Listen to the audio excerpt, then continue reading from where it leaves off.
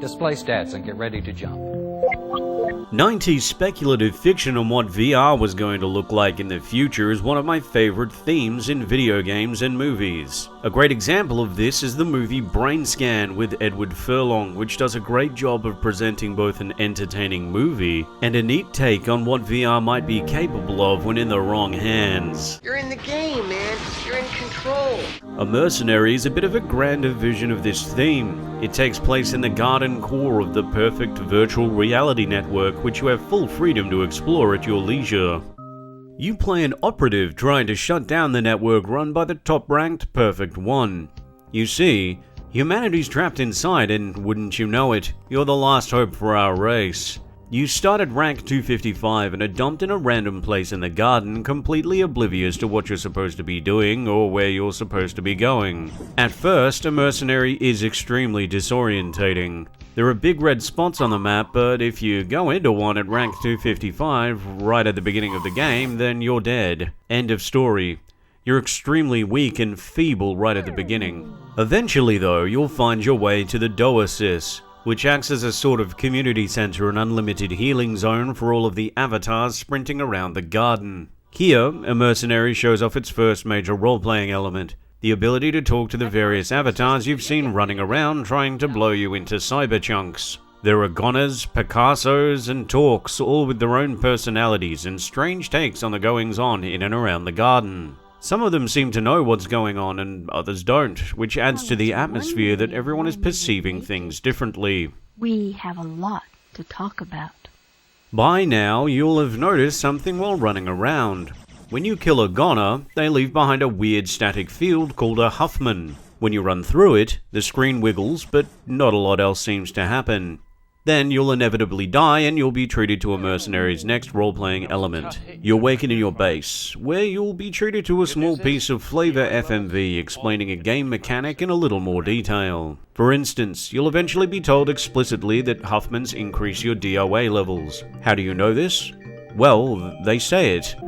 So far with every rhythm you've crashed, when you run through the static field, it increases your power levels. But also if you end a jump, you can see how much your DOA levels have gone up or down based on what Huffmans you've been picking up.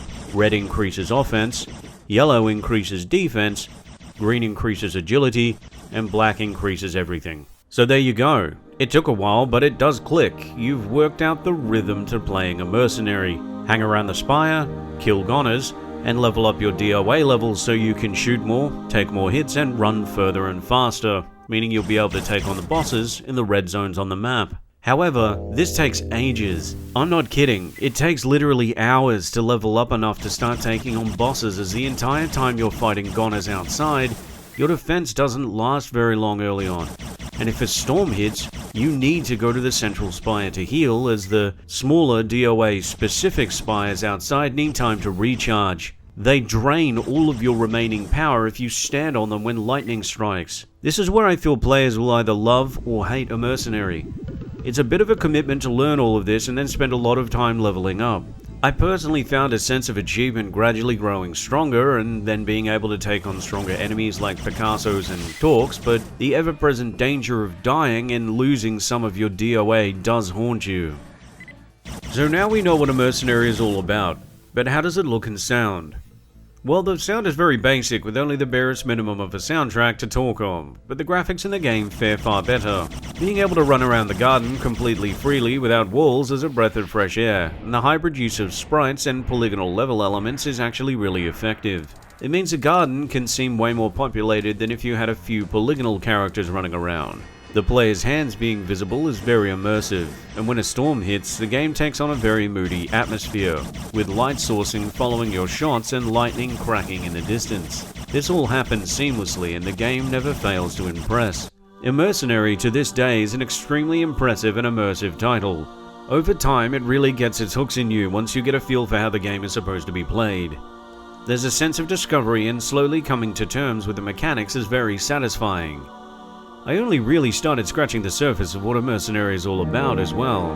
as there's lots of extra little things to discover that just weren't necessary to cover in this review.